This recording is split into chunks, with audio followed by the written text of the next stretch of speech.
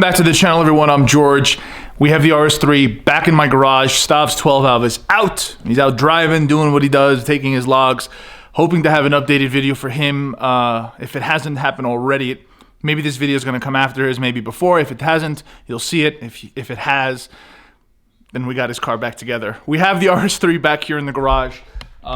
Motors ready to install. Again, this is the stock block that we're using temporarily. I already got the car front end off on jacks. I already started routing the second fuel line. As you guys know, the RS3, or maybe you guys don't know, the RS3 is a returnless style fuel system. It has a high pressure fuel pump built on the motor, and then that applies more high pressure for its direct injection. So it has two sets of injectors, a total of 10 standard 5, and then the 6 DI injectors, which are very pricey, which are known to fail with the 85. So with the VR6, the cool thing is we're going to run one rail. We're going to have 2150 FIC injectors, same injectors we run on Stav's 12 valve. They also offer them for the 3.2 liter. Got a bunch of fittings, fuel line again that I already started running. But in order for this to work, we're going to also have to modify the top of the fuel basket in the RS3 to accept the return fuel going back into the tank. Now, overall, we're going to be doing a surge tank here like we have in Stav's B5, like I have in my B5, probably a 2 or 3 pump radium surge tank. For now, to get the car firing and getting it rolling, we're just going to use the in-tank pump to supply fuel to the VR so we can get everything wired, running, seeing if everything is good to go, making sure electronically the car is 100%. In today's video, what we're going to be doing is modifying the fuel basket. We're going to finish routing the fuel lines, which I already started putting the heat sleeves on there just to make sure. We're going to reinstall the heat shields that go on the side of the brake ABS, and then also the fuel lines that go on the side here. I already just have it peeled back and removed. And then what we're going to start off doing, since the motor's already ready, trans fully assembled. We're going to get the little seals on the side of it, install the mechatronic, get the fluid in there, mate it to the motor, and in this episode, get it in the bay. So, part one of, I don't know how many of these going to be, probably not many. We're still waiting on the ECU to come back from Cybex. I should be here in a week. We've never wired up a car before, so we're taking this step by step and doing this for the first time here among many things that we've done in this shop, such as fabrication, making a lot of this stuff for this car. So I'm really excited to get this VR6 Audi RS3 going, running, moving, electronically running perfectly, and then getting the built motor in there and making some jams. So guys, without further ado, I'm going to kick off this episode. Let's modify this fuel system. I'm going to remove the fuel cap off there. Probably have to put it here on the work table. I'm going to show you guys what I'm doing in order to facilitate the return into the fuel basket. Thanks. All right, my fueling system is essentially done, pretty much. Got the trans ready. Fueling lines are in. I didn't cut the lengths yet, but it's basically hooked up to the back of the car. Let's see if we can get... So we got the new return line plumbed in. This is the new 8AN return. And pretty much when we go to the surge tank from Radium, we're going to utilize still an 8AN return, but a 10AN feed. So a new 10AN line is pretty much going to get plumbed underneath the car going all the way to the front when we actually go surge tank, when the built motor is ready and we get to throw it back in. But for now, again, we're going to use the 8AN feed, 8AN return to get the car started and ready, and we can start wiring this mess up. So the motor and trans are now mated. Trans is fully assembled, clutches are installed. I even just mocked up the turbo just to make it look better. Obviously, I'm going to take the turbo off before throwing it in. But I can't talk enough about this engine transmission rolling stand that we made.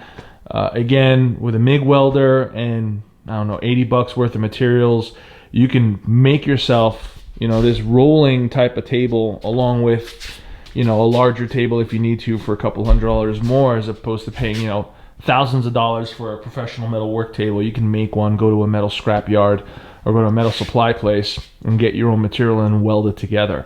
But it's been pretty much key here in my home garage, be able to throw this on here, mock everything up, and then install everything and have a rolling platform to work with, as opposed to, working on the floor or even lifting it super high and having it super high on top of this work table. But one thing I wanted to talk about is, so this video got delayed about a week. So everyone who installs these clutch baskets uses essentially this tool. And this tool is a clutch basket retaining tool, goes inside the transmission as you're installing the clutch pack, and sits on the inner rim of the trans, and it holds up this upper basket. And the reason why this does it, it adjusts it higher up, so you're able to install the cover and then install the retaining clip. Unfortunately, I couldn't find one, and the one that I did order was back ordered, and then I found this on eBay, and it was going to take about a week or so to get here. In fact, I ordered a couple of these different ones just to see if maybe more than one would work. This arrived. This was made for a older DSG trans. This ended up being too thick, doesn't fit between the clutch basket and the walls of the transmission, so I ended up not using it. This one had the correct transmission code and was thin enough, hooked up, and worked perfectly. But I ended up making, out of old wrenches, hammering this together. I don't know if you can see those ridges, but I was just slightly off on the dimensions, I would say.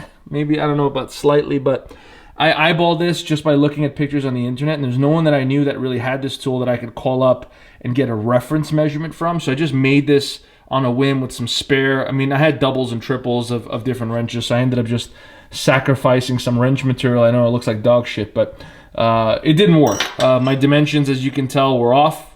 So about an 1/8 inch on the bottom. So I wasn't holding the clutch basket up high enough. I didn't know what the dimensions was. So I had to wait for this clutch basket tool to come in, install it in the transmission. So this one I'm able to fully mate it and assemble and get it back together with the motor. So I also made some retaining tools to this one around the edge, and would hold on the edge of the transmission and hold the tool in place. There's a kit out there for like 900 bucks that sells you these kind of tools. Has some dial indicators, but you can buy those separately and then set your own stuff up. Has pull tools, so we ended up using some filler rod, steel filler rod. I ended up making my own puller tool, so on each side you could just, if it's in the transmission, you just hook this to the side and you're able to lift it up. So for, I don't know, 30 cents, I was able to make my own there. So kind of in this mood and kind of in this realm of making my own tools, or at least trying to. But with this, I had to make it. It was about, with delivery and tax and everything, about 40 bucks. The OEM kit that comes with a lot more tools than this, it's about anywhere between $500 and $900. I was like, man, where can I better spend that money? But ultimately, I still needed this little tool for 40 bucks. So this is the tool that I thought was the most important. Dial mic indicators, you know, depth micrometers. You can get those from Harbor Freight. You can get those from Sears, or well, actually Sears went out of business. You can get it from pretty much any hardware store and get your own dial mic to get your clearances and see what your play is. But I figured this is something that I had to invest in. I'm probably going to have to separate the transmission and the motor here in the next month or two when the upgraded clutches come in and then the upgraded flywheel comes in. So I needed to make this a lot more consistent and doable, as opposed to having a hard time with homemade tools. So I was able to buy this and then, you know, use the rest of the stuff that I made and get everything to kind of come together. So the plan now, guys, is I'm slowly assembling pretty much all the small side components. So we got rid of the plastic oil filter housing, went with USP MotorSports. It says, you know, ultra cool flow. It obviously has some fins on the side, so it may help cooling. But ultimately, since the filter housing was so close to the exhaust, I didn't want to just use the OEM one that's made out of plastic. And the OEM one had, like, you know, metal heat shielding on. I was like, you know what? The turbo is right here. You know, the tubular is right there. It's only a matter of time before this would either crack or fail or start leaking. So for 80 bucks from USP MotorSports, I think it was a worthwhile investment, and it installed pretty easily, threw a new filter in there. So got rid of the OEM plastic cap. So just trying to make things a lot easier as we progress. You know, the part of changing the car to all AN lines, you know, the VR6 swap is improving, making things a little bit more convenient. Making things easier, more affordable, so to speak. And again, things like that is just going to make life easier, especially being able to remove and install it whenever I'd like, and then having the ease of it. And it's also going to stand the test of time because it is billet. So the DQ500 has what's called a transfer case. So this is where the drive shaft goes. This is where the passenger axle goes because the car is transverse mounted. But this actually mounts to the block. So on the 5-cylinder, it actually utilizes this bracket. So I'm going to reuse it, but I'm going to modify it so it fits the VR6. So this bracket pretty much goes in here, bolts to the transfer case, and then bolts it to the motor. Now, It hits the bottom of this manifold. Again, this is not made to work with a VR6. So I'm just going to trim the bracket on top so it fits, line up the holes on the transfer case, and then I'm going to hammer out, because there's 2 mount points here. These 2 right here. So I'm going to hammer this out, clean it up, build up maybe some 1/8" plate steel, and then drill those holes out. So now the transfer case will be able to bolt up to the VR6 cast iron block, and they'll be fully reinforced. Again, once we fully start this thing and fire it up, the intent is to start driving it once it's wired up and cleaned, and it's safe. So I don't want to drive it without the transfer case at least reinforced to the block as if it was installed on a 5-cylinder. Again, for those of you guys that are wondering why you see some rust spots and then why the VR6 again is looking a little weathered, it is a stock block, unmolested VR6 3.2 liter that we're using just for the fire up initial moving of the car. So yeah, just keep in mind, I have to keep saying that because I get tons of emails and questions and DMs saying, hey, are you just using a stock motor in there? No. Now initially we are just for the startup, but we have a fully built R30 that we're gonna swap out with this stock engine. We just want to get the wiring done, get all little assemblies and accessories done, make sure that the engine bay is perfect, no leaks, no issues, and then swap it out for the more powerful motor, for the built motor setup that's made for 1200 plus horsepower that we're aiming for. So a lot of work. I'm gonna start grinding and etch out the top so I can clean it up, get it fitted, bolted to this, and then I'll start lining it up and mark up this piece and then modify it. It's not gonna be anything too crazy. I'm literally gonna heat this up, hammer this down, all right? Hammer this down a little bit, and then I'm just gonna build it up with 1/8" plate in the back, drill out some holes. So again, it just lines up to these 2 mount holes, or maybe just, yeah, I'll just use these 2 for now. So at least bolts up to the cast iron block. So let's get there. Let's kick this off. Engine is in the car. I got Stav here with me. He's helping out. I know we kind of fast forward from getting the transmission, made it to the motor, but instead of having 30 useless updates, I figured I'd just do one more and give you guys a scoop of where we're at. We also pretty much finished up the fueling system. So we have the feed pretty much done to the rail, and then the return system that comes around on the back side, comes underneath. I have the flex fuel sensor fittings that I just ordered that I'm waiting to come in that are essentially going to convert and fit to that line size, so this way they can kind of go in. So these are relatively small. You can imagine the fuel line is really large. The return is 8 AN. So these are roughly around 6. So we're going to have a step up where it's going to go to 8 on both sides. So I'll be able to plumb it into the system. So that's the only thing we're waiting on, just to absolutely finish the fueling system and then move on. We also made a mounting bracket system here made out of aluminum for the fuel pressure regulator. Again, we converted this RS3 to return style fuel injection instead of just the returnless. So now it's going to have a complete fuel return system, 8 AN. Going to go to the Weldon fuel pressure regulator and then all the way back to the pumping system, and then just kind of recycle it back. So engine is in. We have everything pretty much just bolted in. The engine mounts, we have the DSG dog bow mount in. We have the turbo in, just kind of seeing where everything fits.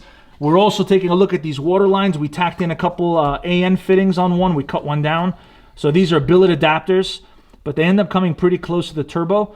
So we're going to be tacking on some AN fittings so we can convert those, as opposed to something that clips on and is plastic, is now all billet, and it's going to have basically coolant going into the car to maintain the heater core. Again, as we keep telling everyone, Stav, as much as a race car this car was before, much of a race car it's going to be now. Correct. With this new engine swap. We're still trying to keep the OEM drivability and all the functional We're going to be driving it to events, yeah, for the time being. Going to be able to make big power, go fast, and be able to enjoy air conditioning. Got the air conditioning lines rolling to the side over here. They're going to be customizing to go into the air conditioning compressor on the VR6. And bringing up the flex fuel sensor, one of the things that people might think is that putting it so close to the engine might be a problem, but the factory RS3, I mean, not the factory RS3, but people on 5-cylinder cars are mounting it in the same exact location. Oh, yeah. RS3 before had the flex fuel sensor mounted underneath the intake manifold, because pretty much that was the only place to put it. Some have it here on the side.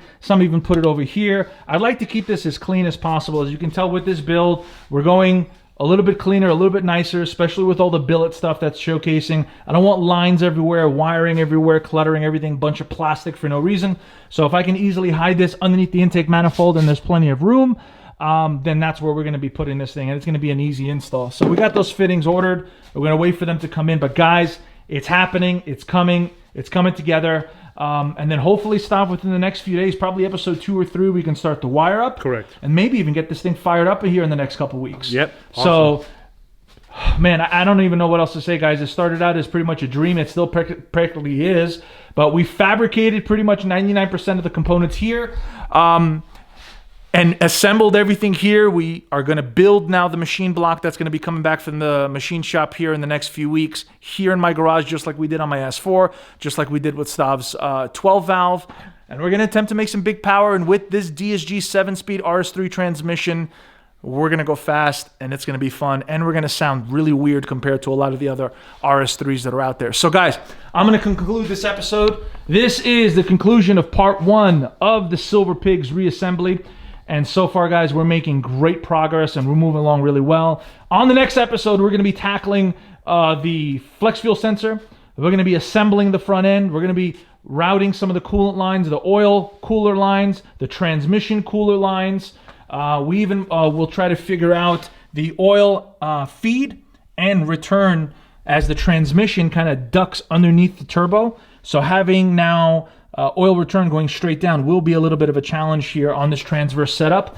So for those of you guys with any ideas, so those of you guys that have driven these transverse cars, VR6, especially the DQ500, those of you guys in Europe that are watching this, let us know what you guys have done for the turbo return on these setups. Let us know which way you've gone. I've seen turbo manifolds come over the top and they're able to drop it on the bottom, but that transmission there still poses a bit of a challenge. So let us know in the back of your mind what you guys think and where we should put it. But guys, that's it. I'm going to wrap up this episode right here. Stav, any last words? Don't buy a 24 valve. Oh. So guys, I'm George. Thank you guys for watching. This is the conclusion of part 1. And I'll catch you guys on part 2 as we continue on with the reassembly and eventual wire up and first start with this RS3 here in the next few episodes. Thank you guys for watching, and thank you guys for taking this journey with us. Catch you guys in the next episode.